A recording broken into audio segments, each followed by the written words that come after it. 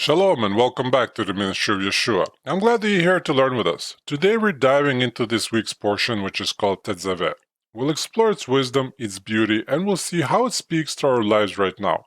Together we'll look at passages from Exodus 27:20 through 30:10, which will connect us to 1 Samuel 15:2 through 34, as well as Mark 6:14 through 29. And let's start with a Torah portion summary. So this Torah portion begins in the middle of God's instructions to Moses regarding the construction of the tabernacle. He tells Moses to collect pure olive oil to burn in the menorah. Aaron, Moses' brother, is to kindle the menorah every day. Aaron and his sons are to serve as priests. The Lord promises that Aaron and his descendants will forever retain the right to the priesthood. He gives Moses instructions regarding the priestly garments, special garments for glory and splendor, which the priests will wear while serving in the sanctuary. All the priests are to wear a long linen tunic, linen breeches, a linen turban, and a linen sash. A high priest, Aaron, has additional priestly garments. Aaron is to wear an ephod woven out of the same fabrics as the tabernacle curtains. The ephod is a special apron-like garment used for holding up the breastplate. And the breastplate consists of a folded piece of cloth set with 12 precious gems. On each of the gems, one of the names of the 12 sons of Jacob, the 12 tribes, will be engraved. Aaron wears a long woven robe dyed in blue, and he wears a golden crown on his forehead, upon which the words, "Holy to the Lord," are to be inscribed. The Torah portion goes on to describe the rituals and sacrifices necessary for the ordination and initiation of Aaron and his sons into the priesthood. The Lord then describes the daily service in the tabernacle, 2 burnt offerings, a lamb in the morning and a lamb in the afternoon, to be offered as a continual burnt offering to the Lord. In addition to the instructions for the priesthood, the Torah portion introduces another important tabernacle furnishing, the golden altar, on which the incense was to be burned before the Lord in his sanctuary every day. Let's go a little bit deeper into the Tetzaveh. The 20th reading from the Torah is called Tetzaveh, and Tetzaveh means "you shall command" in Hebrew. As in the first verse of the reading, which says, "You shall command the sons of Israel that they bring to you the clear oil of beaten olives for the light to make a lamp burn continually." Exodus 27:20. This Torah portion continues to narrate the instructions for the construction of the tabernacle, focusing particularly on the priesthood that was to serve in that sanctuary. The Israelites are commanded to make a special garments for Aaron and his sons to wear while ministering as priests. After describing the priestly garments, the portion concludes with the instructions for the ritual inauguration of Aaron and his sons into the priesthood. Olive oil for the menorah. And it says, "You shall charge the sons of Israel that they bring to you clear oil of beaten olives for the light, to make a lamp burn continually." Exodus 27:20. Now I have a story for that. Let's say a man wanted to give a gift to the king. He took olives from his own groves and pressed fine oil. He took the olive oil and traveled to the king's palace. But when he arrived, the king's guards would not allow him to enter.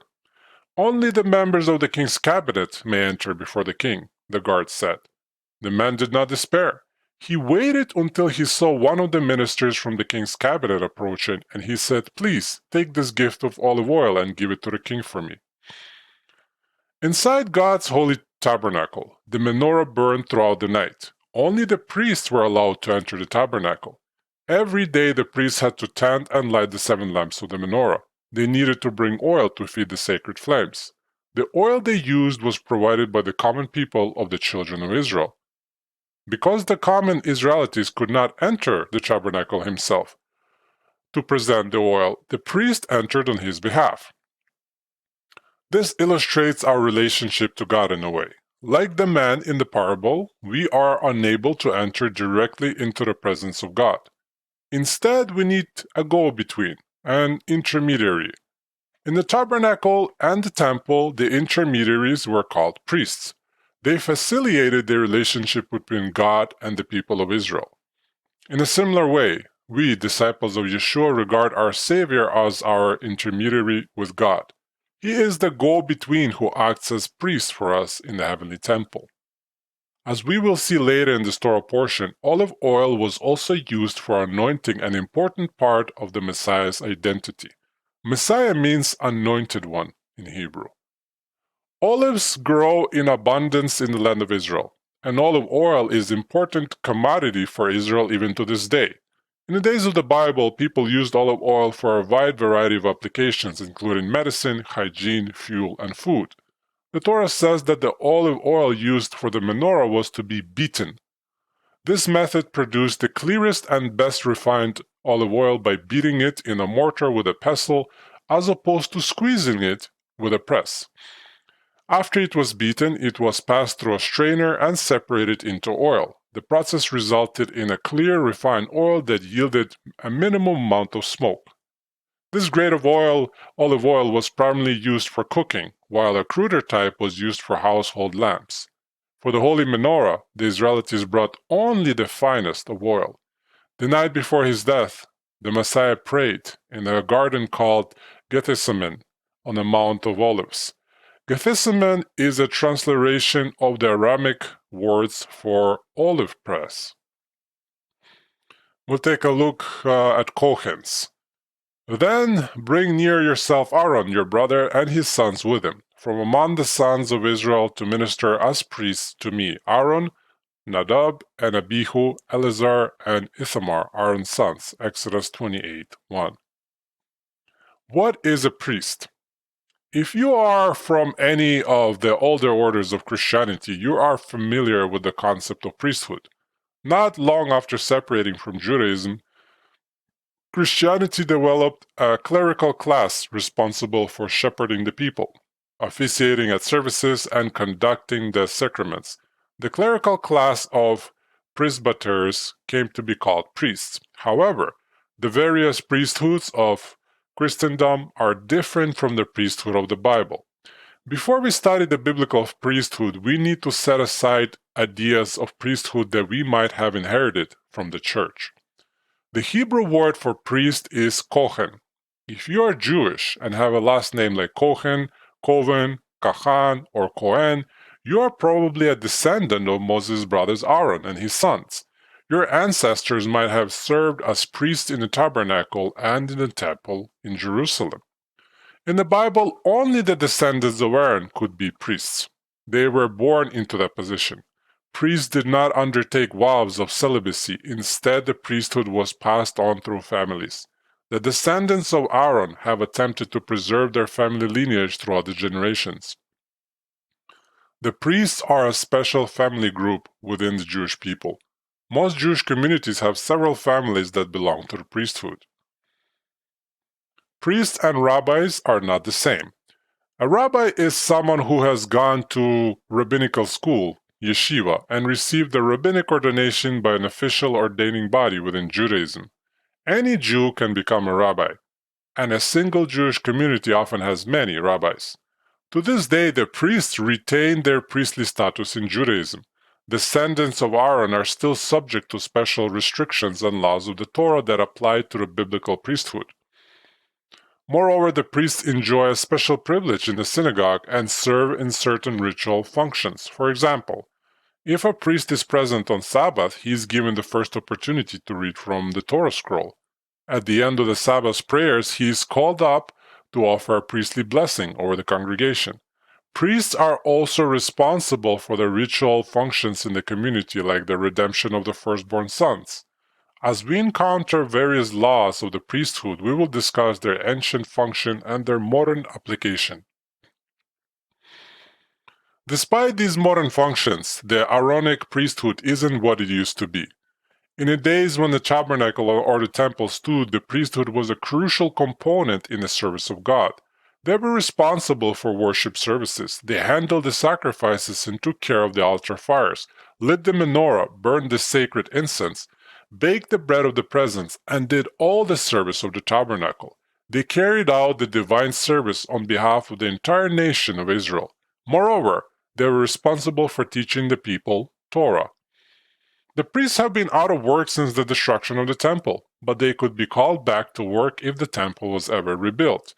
This can be compared to a specialized group of machinists who all worked in a certain prominent manufactory. Their guild was protected by a powerful labor union. They could not be fired, nor were outsiders allowed into the union. Instead, they apprenticed their own sons in their specialized skills. One day, the factory in which they worked burned down. The machinists had to find another job. They took menial positions in town. One delivered newspapers, another washed windows, and so forth. But they all knew that they had once been well-paid machinists, so they maintained their labor union, hoping that one day the factory owner would rebuild it. When their sons came of age, they initiated them into the union and taught them their skills. Thus, the machinist union passed from generation to generation, waiting for the factory to be rebuilt. In a similar way, the priests today await the rebuilding of the Holy Temple in Jerusalem, when they will be called up for duty again. Many famous biblical characters were priests. The priestly hall of fame includes notables like Jeremiah, Ezekiel, Ezra, Zechariah the prophet, Zechariah the father of John the Baptist, and John the Baptist. In Jewish literature, several of the sages who are quoted in Talmud were also priests, some of whom served in Jerusalem temple before its destruction. Their words provide an important link back to the temple times. Another famous priest is the Jewish historian Josephus. His real name was Yosef, son of Matthew, the priest, Yosef ben Mattai HaKohen. His books give us an important glimpse into the temple and its ceremonies in the days of the apostles. Today, priests connected with the Temple Institute in Jerusalem have been studying the laws of the priesthood and sacrificial system in preparation for the temple's restoration. A holy family. Aaron, Nadab, and Abihu, Eleazar, and Ithamar, Aaron's sons. Exodus 28:1. The Lord set apart Aaron and his sons as priests. Aaron was from the tribe of Levi. The Lord set apart his entire tribe from the rest of Israel and gave them the responsibility of assisting the priesthood. But only Aaron's family could be priests. That is why we read in the Bible about priests and Levites. All the priests are Levites, but not all Levites are priests. In Midrash Rabbah, a traditional collection of teachings from the sages and their commentary on Torah, explains a special holy status of the house of Aaron as follows. Out of all the countries, the Holy One, blessed be He, chose the land Israel, and from the land of Israel He selected the temple, and from the temple He selected only the Holy of Holies. Similarly, out of all the nations God selected Israel, and from Israel He selected the tribe of Levi, and the tribe of Levi, and from the tribe of Levi He chose Aaron. Exodus Rabbah 37:4. A story from the Talmud. You shall make holy garments for Aaron. Exodus 28:2. Once it happened that in the days of the master, that a certain prominent Gentile, a high-ranking officer in the Roman government, was walking past the study hall in Jerusalem, when he overheard the school children learning their Torah verses. The man stopped and listened for a little while. He heard the teachers reading from the Torah portion about the high priest's special garments. He listened while the teacher read the words, "These are the garments which they shall make, a breastpiece and an ephod, and a robe and a tunic of checkered work, a turban and a sash, and they shall make holy garments." Exodus 28:4. The Gentile did not know anything about the Bible or Judaism except what he just heard. He stopped in and asked, "Who are these garments for?" And the teacher told him, "For the high priest." The Gentile said to himself, "I will convert to Judaism so that I can become a high priest." He went to Rabbi Shammai, one of the leading sages of Sanhedrin, and said, "I will allow you to make me into a proselyte on the condition that when I am Jewish you appoint me as high priest." The man's impertinence so infuriated Shammai that he took a swing at him with the builder's cubit and drove him away. Undeterred, the man went to Rabbi Hillel, Shammai's colleague and another leader of Sanhedrin. He made Rabbi Hillel the same offer. Hillel accepted the terms and made him a proselyte, but he said to him, Before a man can be made king, he has to learn about the politics and the government. Before you can be a high priest, you need to study the arts of governing over Israel from the Torah. The man studied Torah in preparation for becoming high priest, and as he studied, he realized that he did not qualify for the position. He could never be a high priest. Even the common Israelite cannot serve in the priesthood, but only the sons of Aaron. How much less am I eligible, he said. So he went to Shammai and said, if a stranger is not eligible to serve as high priest, why didn't you just tell me that? He went to Rabbi Hillel and said, O gentle Hillel, may blessings rest on your head for bringing me under the wings of the white presence of God. If not for you, I would not have become a believer. This story illustrates the concept of one body, many parts that Paul discusses in 1 Corinthians 12. He points out that God gives different roles to different people. Not everyone has the same role. Just as in the human body, the foot is not the head and the eye is not the mouth, so too in the people of God. Not everyone is the same. Not everyone is a teacher. Not everyone is Jewish. Not everyone is qualified to be a priest. But every part of the body is important. Holiness, glory, and beauty. You shall make holy garments for Aaron your brother, for glory and for beauty. Exodus 28:2. The Lord commanded the children of Israel to make special garments for the priests to wear while they officiated in the tabernacle. The garments are described as holy garments for glory and for beauty. The Torah refers to them as holy garments. We have seen the concept of the holiness applied in the Torah previously. For example, in Exodus 19:6, the people of Israel are designated as holy nation. Exodus 28 says that the Sabbath is supposed to be kept holy. In the previous Torah portion, God commanded the Israelites to construct a holy place for him so that he could dwell among them. In this reading, we learn that the priestly garments were holy garments, and that the high priest was supposed to wear a golden crown on his forehead that said, Holy to the Lord, Exodus 28:36. It seems to make sense for a priest or a people to be holy, but how can objects like garments or a defined space like the tabernacle possess any intrinsic moral qualities? Obviously, the word holy must mean something other than its common usage. The concept of holiness seems to involve a setting apart from the normal. Specifically, something made holy is set apart for God. The garments of the priesthood were set apart for the purpose of serving God in the tabernacle. They were not to be used for any other purpose. Many other objects connected with the tabernacle or sacrifices were also declared by God to be holy. Holiness does not mean that there is some kind of mystical goodness attached to the object, person, or place described as holy. It simply means that God does not want it used for anything other than his own purposes. The opposite of something holy is something normal.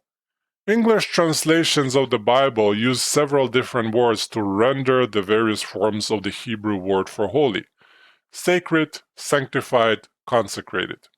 In the Hebrew Bible, all of these words are variations of the Hebrew root word for holy, which is kadash.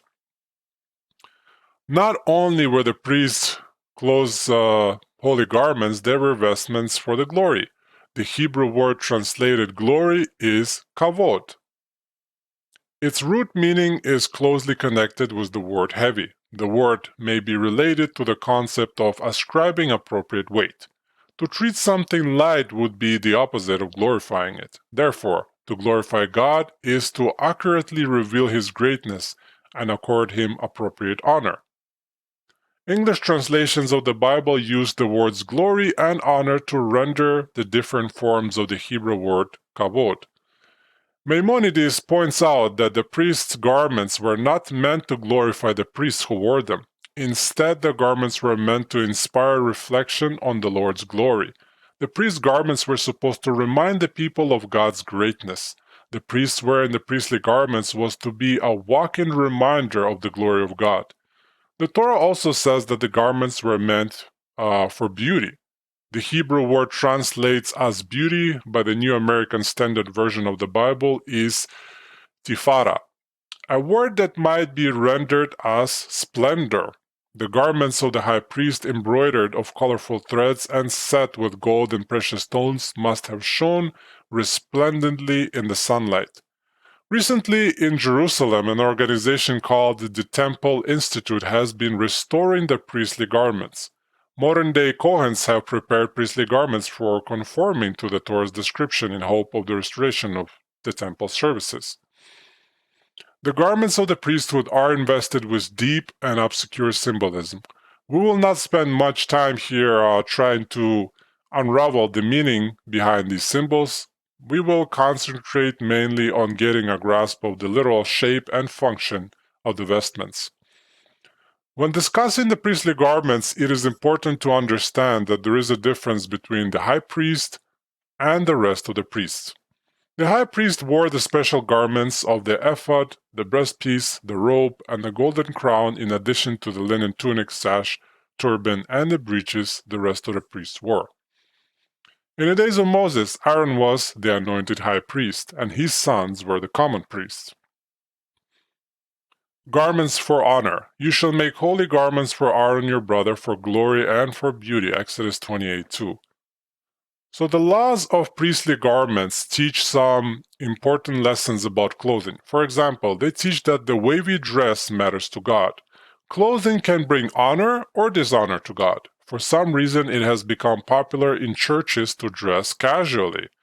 Typically, people dress better when they're going out to an expensive restaurant than they do when they enter a worship service of the Most High. Even in the Messianic synagogues and assemblies, people rarely dress their best for keeping the Sabbath. I have seen shorts on Yom Kippur. Jeans and t-shirts are common on Sabbath mornings. Immodest, body-revealing clothing is popular even in the presence of the Holy Torah scroll. Postmodern values regard dress and apparel as inalienable rights that are essential expressions of the individual. What is more, many American Christians assign some sort of misplaced pity to dressing down. The reasoning proceeds along these lines. God does not look at the outside, God looks at the heart. Therefore, the outside should not matter. Ironically, those who wear blue jeans and t-shirts to worship services seem to regard themselves as and instructionally more spiritual than the stiffs who still wear suits and ties, because they assume that their casual dress reflects a more genuine heart. The laws of the priestly vestments prove that God looks at the outside as well as the inside, and He is concerned for how His people present themselves in the eyes of the world. The way we dress can bring honor or dishonor Him. So, for example, when you go to any place of worship, we're talking about a synagogue, Messianic synagogue, a church, you should dress your best, because you should remember that in those places, our God dwells. He dwells in them. So when you come, it's like you're coming to meet the King, and you should be dressed appropriately. You cannot come underdressed, thinking because you have a genuine heart. And people say that it's not the outside that matters, only the heart that matters, right? However, the outside can sometimes give a clear indication of what is going on the heart. Now, I knew a teenage girl who used to dress very modestly and appropriately at Sabbath services. But when she became an older teen, her wardrobe seemed to subtly shift toward more of a motorcycle gang look. It started with a spiked leather bracelet and a heavy eyeliner, then leather boots and leather jackets. Soon there were dangling chains and t-shirts with inappropriate slogans. A few people in the congregation expressed concerns, and others chided her. She was highly offended and refused to attend services any longer. Several pious congregants expressed shock and dismay that their fellow believers would so casually judge her solely upon the way she dressed and thereby alienate the poor girl. When a person asked her father about the matter, he admitted that his daughter no longer wanted to attend services because she had fallen in with a group of worldly teenagers and was dating a boyfriend. She had lost interest in godliness. The clothing was an expression of what was going on in her life and in her heart. The supposed offense she had taken was only an excuse to dismiss the congregation and feel righteously indignant in doing so. This situation had nothing to do with her clothing. The clothing was only a symptom of more serious problems. The way we dress often reveals what's going on inside us. It also reflects on God.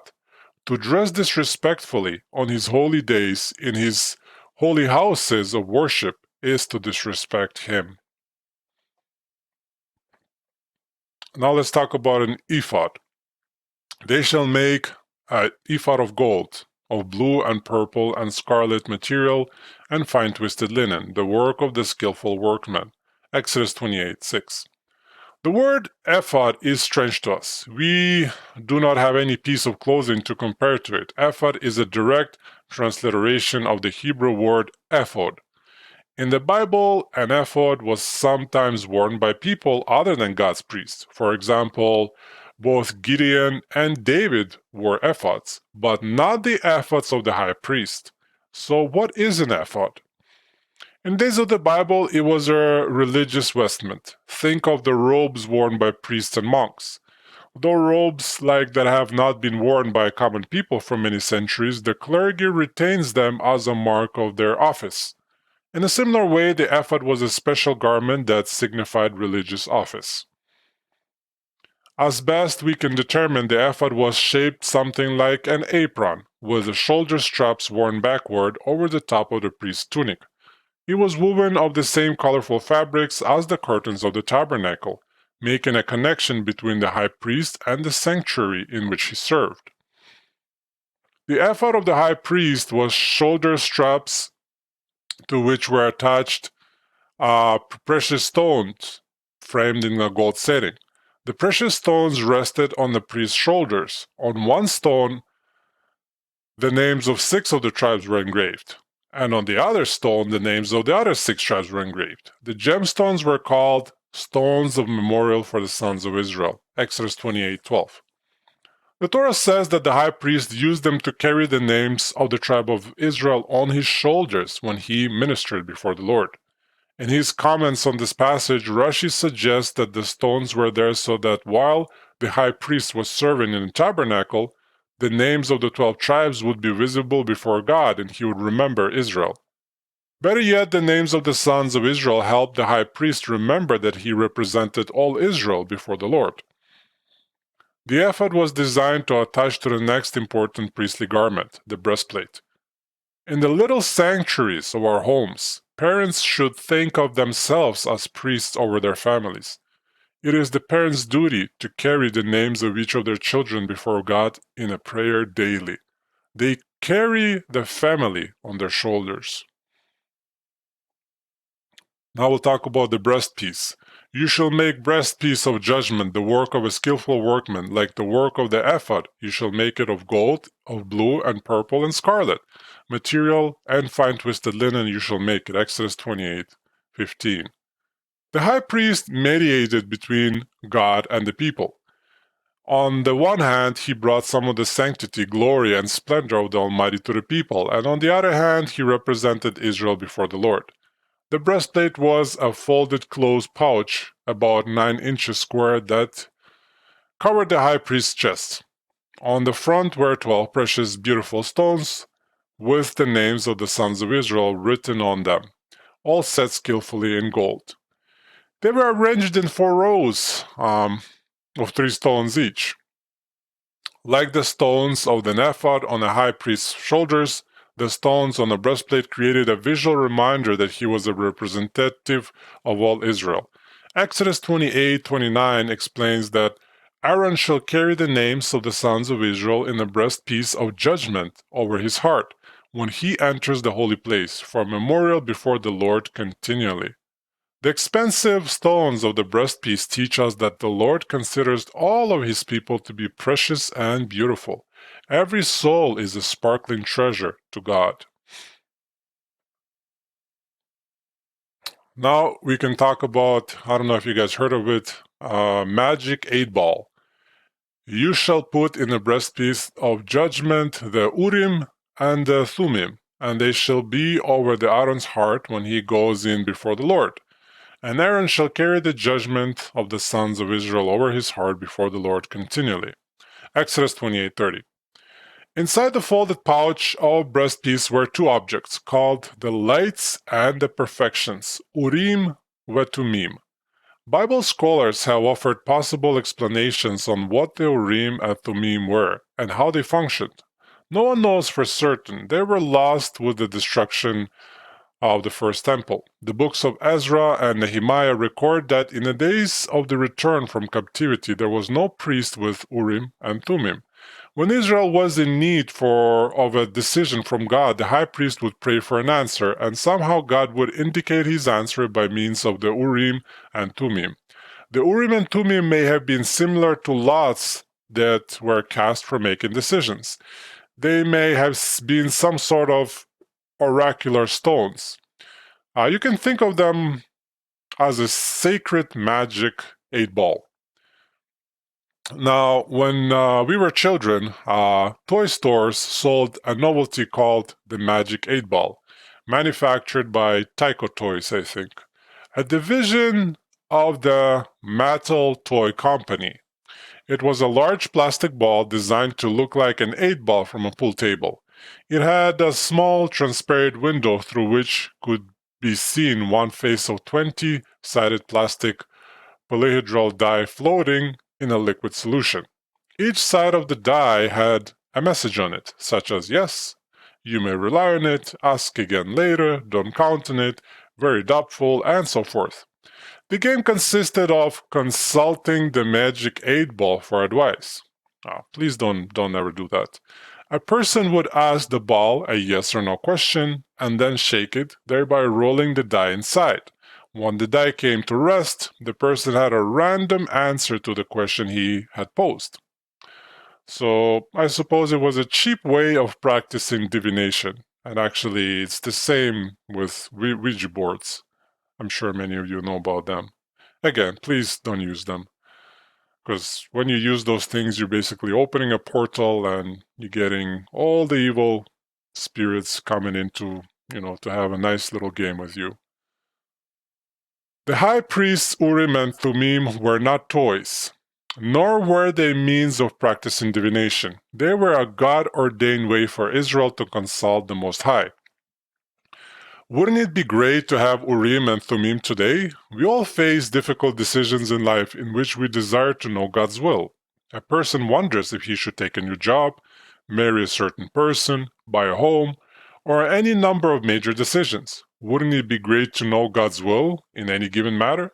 Imagine being able to consult a holy version of that magic 8-ball and get an answer directly from heaven. The Urim and Thummim teach us that God wants to have input into our lives and our decisions. Therefore, we need to seek Him in prayer and ask for His direction in our decisions. We may not always get a clear answer, but sometimes we will. If we are listening, God might speak directly to our hearts, or speak to us through our teachers, or our brothers and sisters in the Lord, or by other means. The key is to seek His will and direction for our lives. No believer should ever undertake a major decision without first consulting God in a prayer. And this can be reminded of Matthew 7:7, which says, "Ask, and it will be given to you. Seek, and you will find. Knock, and it will be opened to you." A robe of blue. The Torah describes a special robe worn by the high priest. It was called the robe of the ephod, not because it was one piece with the ephod, but because the two were attached. The ephod was worn over the top of the robe and belted to it. The robe was dyed with a special blue color called techelet. The techelet dye was rare and expensive. It was one of the colors of the threads for the tabernacle curtains. The hem of the robe was hung with balls of clothes shaped like pomegranates, alternating with a small golden bells. The balls of clothes bumped the small bells, thereby making a faint ringing sound when the high priest walked.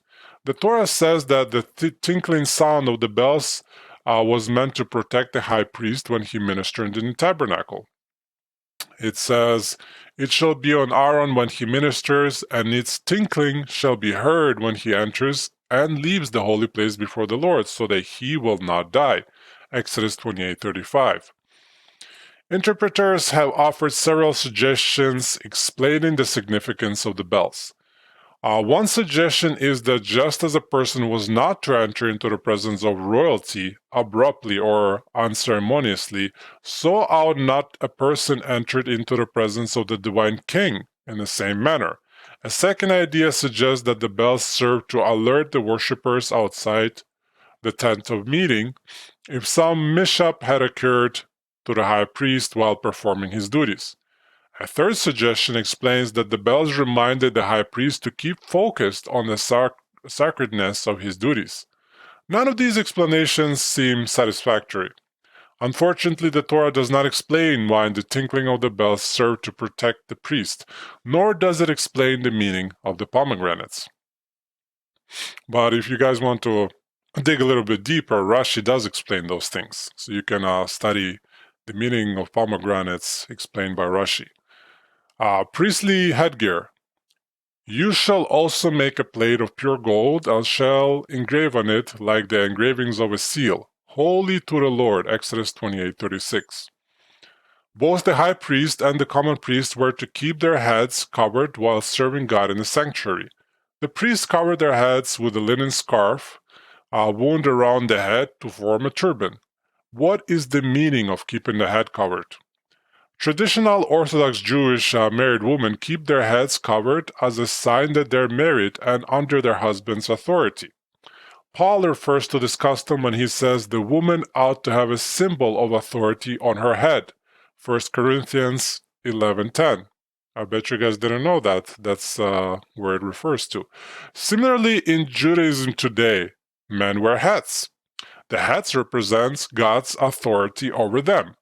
In the days of apostles, the custom of men keeping their heads covered had not yet emerged as universal practice, but in Judaism today it is well established.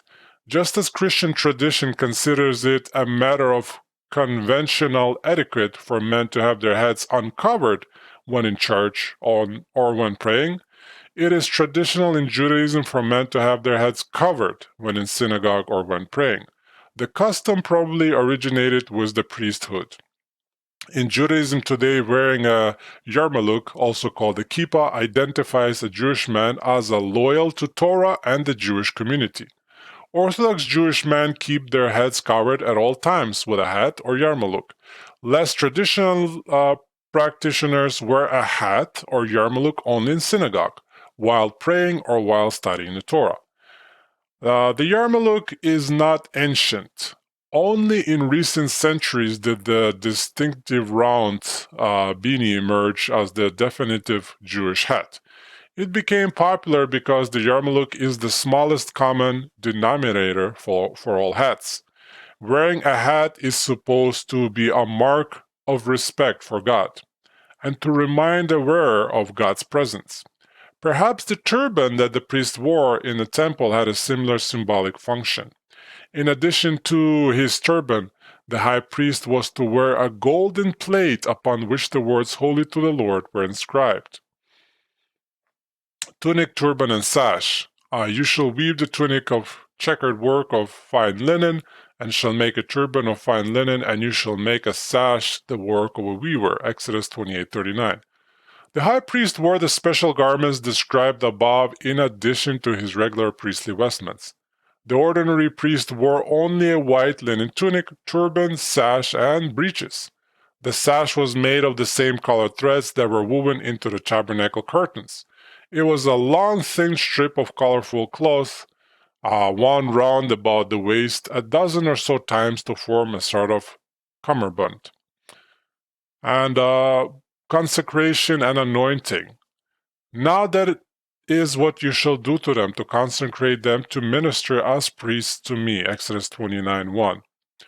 Before Aaron and his sons could begin to serve as priests in God's tabernacle, they needed to be inaugurated into the office.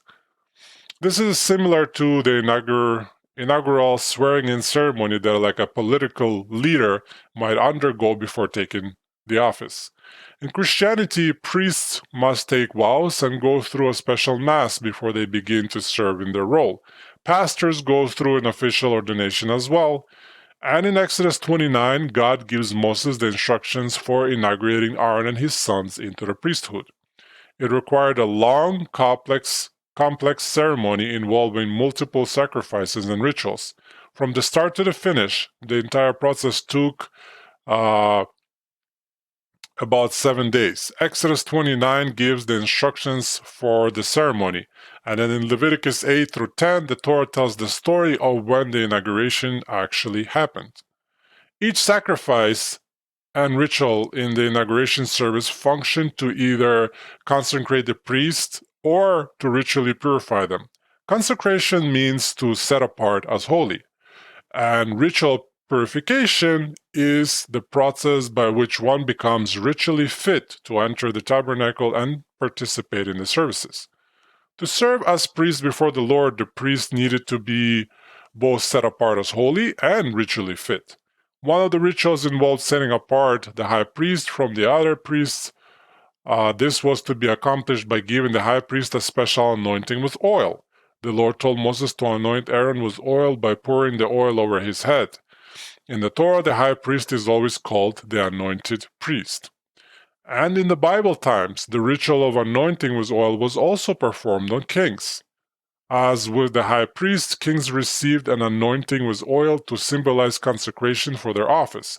For example, the book of 1 Samuel tells the story of how the prophet Samuel first anointed Saul to be king of Israel and later anointed David as king. That is why the Bible refers to the king of Israel with the title Anointed One. The Hebrew word for anointed one is Mashiach, with the same word transliterates out of Aramaic as Messiah. It then translates into Greek as Christos, and then transliterates into English as Christ. Therefore, when we talked about Jesus Christ, we are really speaking about Jesus, the Anointed One. In other words, Yeshua HaMashiach.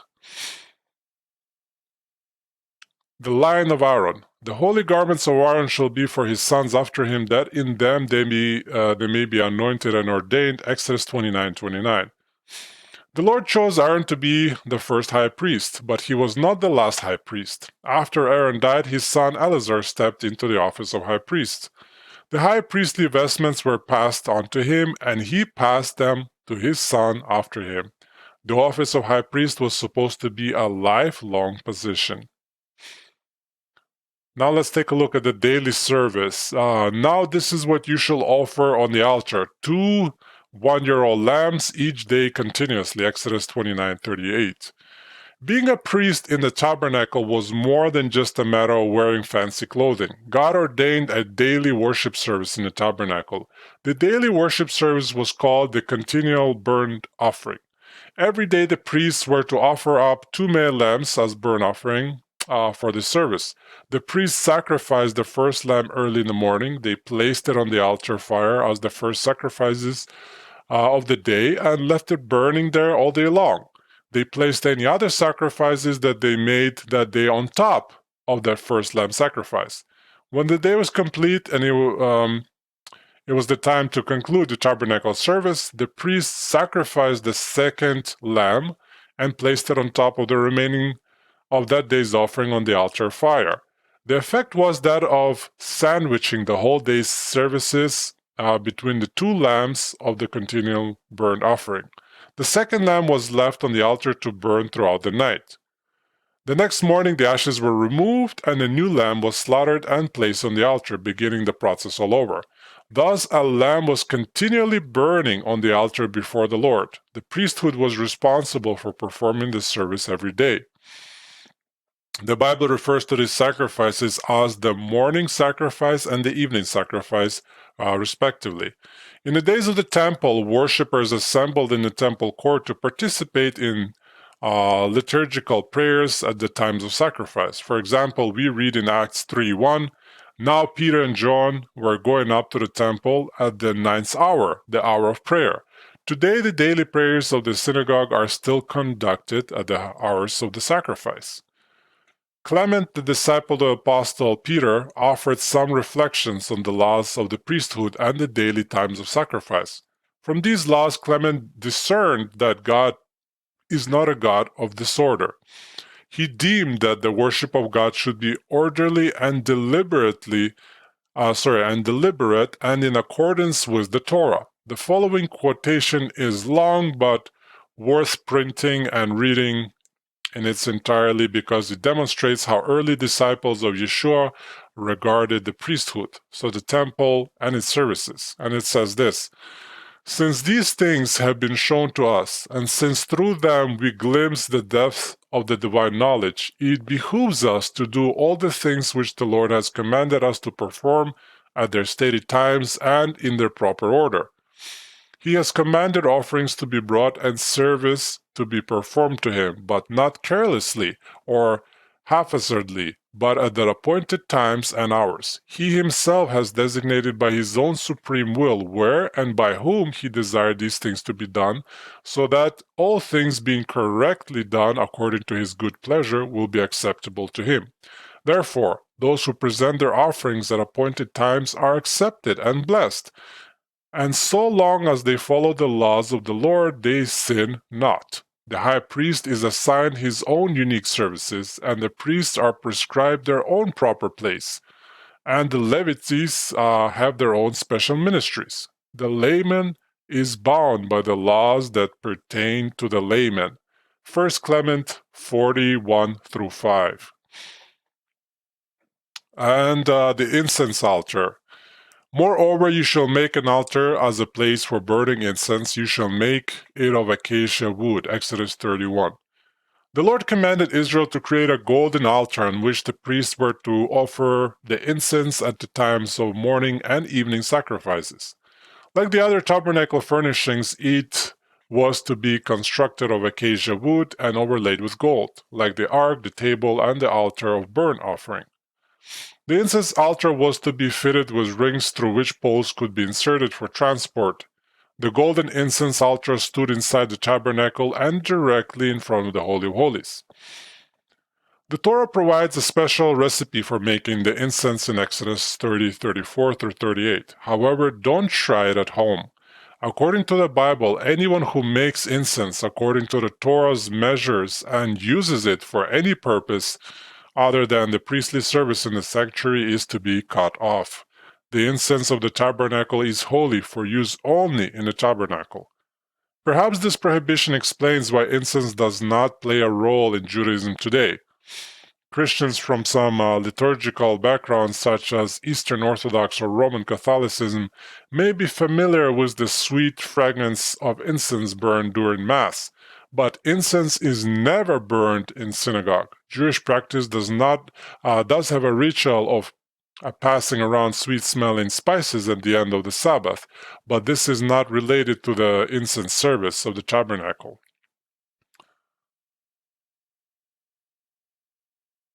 And the book of Revelation, the golden altar of incense is depicted standing before God's throne with angelic priests ministering about it. And it says, "Another angel came and stood at the altar holding a golden censer, and much incense was given to him, so that he might add it to the prayers of all the saints on the golden altar which was before the throne. And the smoke of the incense with the prayers of the saints went up before God out of the angel's hand." Revelation 8:3-4. And that's about it for this lesson, guys. Thank you so much for watching. If this message blessed you, please like the video and subscribe. It does help a lot for the message to reach more people who need encouragement and truth. And feel free to follow our Instagram, linked in the comments, for a daily inspiration and prayer. May God bless you and keep you. May He shine His light on you and be gracious to you. May He turn towards you and grant you peace. Grace and shalom to you all.